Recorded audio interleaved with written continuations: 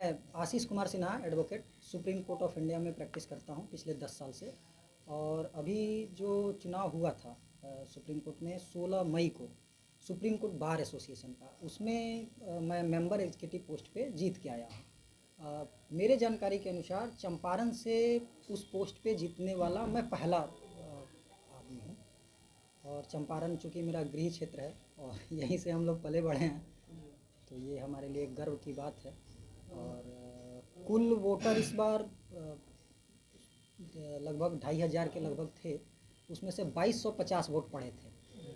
उसमें मुझे 556 वोट आया था और मैं जीता था। पिछले बार 2 बार मैं कंटेस्ट किया था तो मैं 2 बार लूज़ कर गया था, कम ही मार्जिन से। सर कितने वोट से जीते हैं सर चुनाव में? 556 वोट मुझे आया है। टोटल आया था, जीते कितने वोट से? ये कहना थोड़ा सा अजीब है क्योंकि जो मेंबर एग्जीक्यूटिव का चुनाव होता है उसमें 9 लोग होते हैं। तो जिनको जैसे जैसे वोट आता है 1 2 3 4 ऐसे हायरार्की से वो लोग चुने जाते हैं। तो कुछ सीनियर भी थे लोग जो फर्स्ट नंबर सेकंड नंबर पे, एक लेडीज आई हैं फर्स्ट नंबर पे आई हैं, और 9 में 3 आरक्षण सीट था लेडीज़ लोगों के लिए। तो मैं चौथे नंबर पे आया था क्योंकि मैं फर्स्ट टाइमर था, तो चौथे पे आया था। और बाकी जो तो सर उसमें वोटों की गिनती होगी ना सर? हाँ, तो होगा ना क्या इतना नंबर, इतना वोट से जीते थे? अब कितने वोट से जीते ये तो कहना थोड़ा सा 150-200 जो लास्ट है वोटिंग का परसेंटेज, उससे मेरा 200 वोट ज़्यादा है। 352 लास्ट जो महिला हैं उनको आया था, उनसे मेरा 556 है, तो 200 वोट से कुछ थोड़ा सा ज़्यादा वोट है। 9 लोगों को चुनना होता है, उसमें आप एक हैं।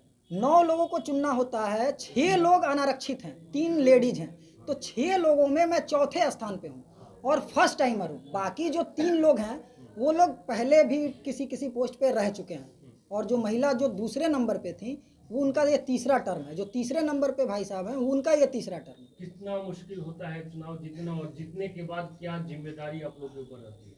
देखिए, चुनाव जीतना तो बहुत मुश्किल है। ये कह देना कि हम लड़े और जीत गए, चूँकि मेरे पास कोई बैकबोन नहीं है। मेरे पिताजी को गुजरे हुए लगभग 24 साल हो गए।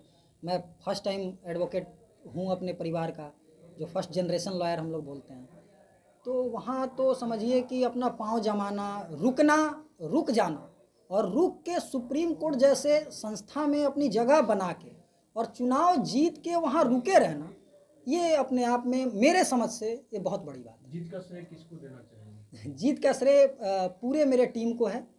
मेरी माता का आशीर्वाद, मेरी पत्नी जो खुद एडवोकेट हैं विनीता जायसवाल, उनको जाता है श्रेय। और भी मेरी जो पूरी टीम है जिसमें रमेश मिश्रा भैया हैं, जैनेंद्र ओझा जी हैं, नाजिश फातिमा है, अनंत कुमार वत्स हैं, मतलब बहुत लोग हैं। मैं किनका किनका नाम लूँ, सीमम तिवारी हैं, प्रीति सिरोही हैं, सुधांशु तिवारी हैं, अब सो मैनी, मतलब एक टीम है। टीम में लगभग 50 लोग हैं, तो सबका नाम लेना थोड़ा सा पॉसिबल नहीं है। बार एसोसिएशन का सदस्य होने के बाद आप लोग की जिम्मेदारी कितनी बढ़ जाती है और आप लोग का वर्क क्या रहता है? देखिए, पहले सुप्रीम कोर्ट में आप बार एसोसिएशन के मेंबर होते हैं तो पहले आप टेम्पररी मेंबर होते हैं 2 साल के लिए। टेम्पररी मेंबर 2 साल के होने के बाद आप परमानेंट बनते हैं। 20-20 अपीयरेंस देने के बाद एक जजमेंट है, उसके हिसाब से फिर आप 50-50 अपीयरेंस देते हैं तो परमानेंट होते हैं। फिर आप चुनाव में जाते हैं, परमानेंट होने के 3 साल बाद आप लड़ने के लिए मतलब एलिजिबल होते हैं। तो आप एलिजिबल होने के बाद चुनाव लड़े तो लड़े, नहीं तो वकालत कर रहे हैं। वकालत तो सभी लोग करते हैं, हम लोग भी कर रहे हैं अपना पाँव। केवल वकालत करना, और फिर वकालत करते हुए बार में जो लोग हमसे जुड़े हुए हैं उनके साथ उनके लिए भी कुछ करना, बार के बेहतरी के लिए, ये सब शुरू से ही चलते आ रहा है। चूँकि मैं थोड़ा सा पॉलिटिकल बैकग्राउंड भी अपना रखता हूँ, तो होता है कि समाज के बीच में रहना, समाज के लिए कुछ करने का एक वो होता है अंदर से ललक।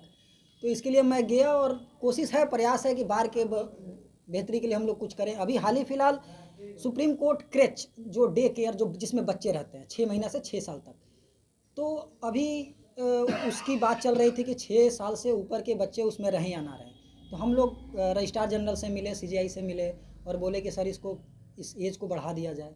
तो अभी हाल ही फिलहाल एक रिकमेंडेशन पे वहाँ के क्रेच का एज जो है वो 8 साल किया गया। हालांकि वो रिक्वेस्ट पे किया गया, तो अब सबके लिए है।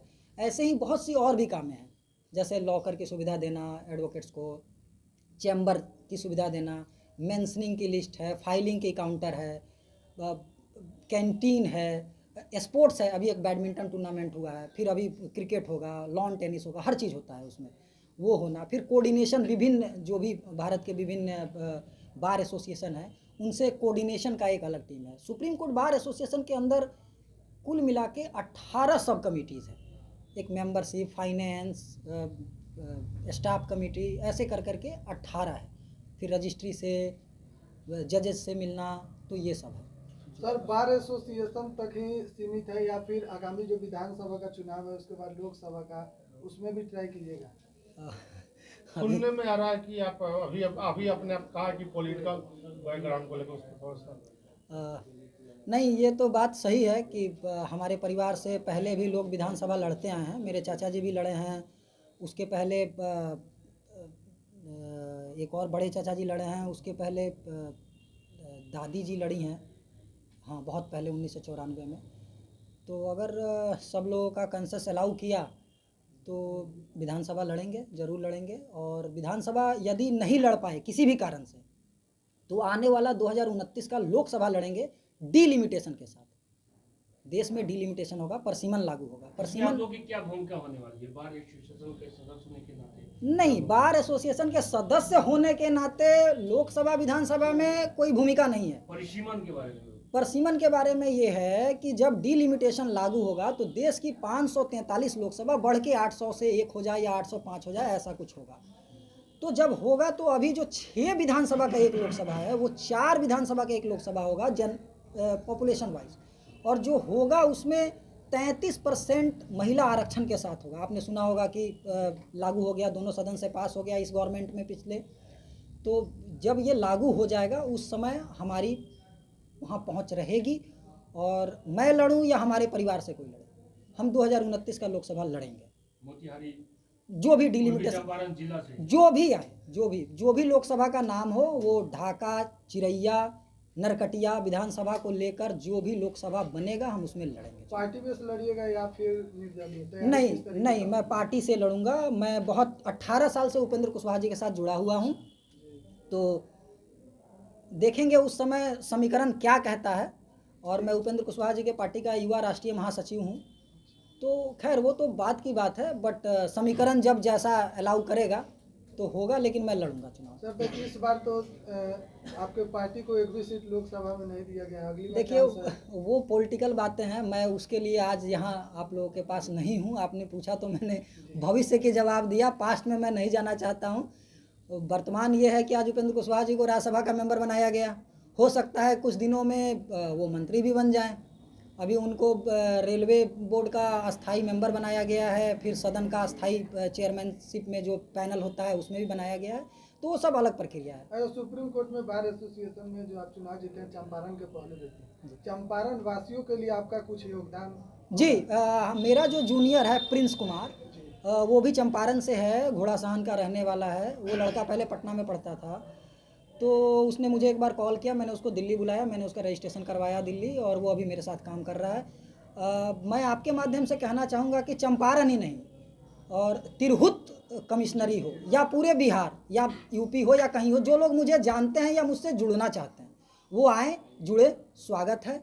कहीं भी वकालत के क्षेत्र में जिसको जहाँ भी जिस प्रकार का हेल्प चाहिए मैं देने के लिए जहाँ तक समर्थवान होऊंगा मैं उसका मदद करूँगा, क्योंकि हम भाई फर्स्ट जनरेशन लॉयर हैं। हमने ये झेला है कि वकालत में जो लोग मदद नहीं दे पाते हैं या जो लोग मदद नहीं करते हैं तो उनको कैसा फील होता है। तो जितने में हैं हम मदद करेंगे, यथासंभव मदद करेंगे। एक अंतिम सवाल मैं ले लेता हूँ जी, ब्रिज बिहारी प्रसाद हत्याकांड जी। 29 साल बाद सुप्रीम कोर्ट से है, काफी देर